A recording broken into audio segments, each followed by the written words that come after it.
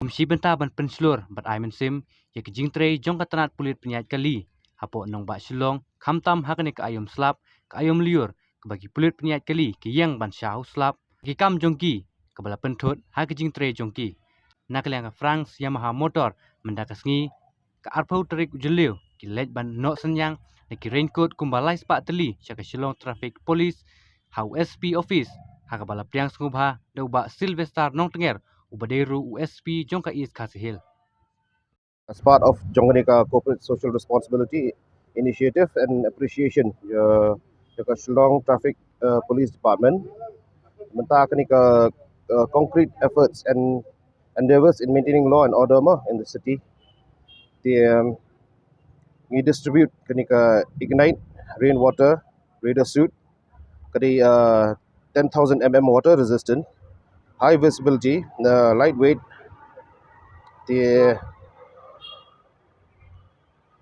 construction of jacket is such it helps to make you smooth move on your turf and can be worn when you are walking. Okay. We distribute ke balai sepatali. Kali dengan first phase, consider the second phase, so another 300 for now. Kita tanggup dah, kita tanggup we appreciate the Shillong Traffic Police Department. Kali sebenarnya kau hai.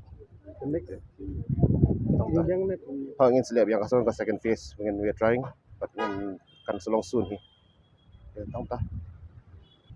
Ni appreciate juga work juga Shillong Traffic Police, pokok important, especially ni monsoon kemni ke yang tahu new slab, so tanggup tam dan ini.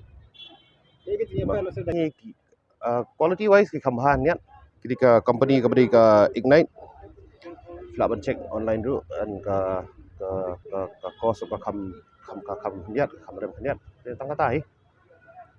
Juga logo juga Shillong Traffic Police, dan ke STP print, tanggup tahi. Bah, okay, thank you.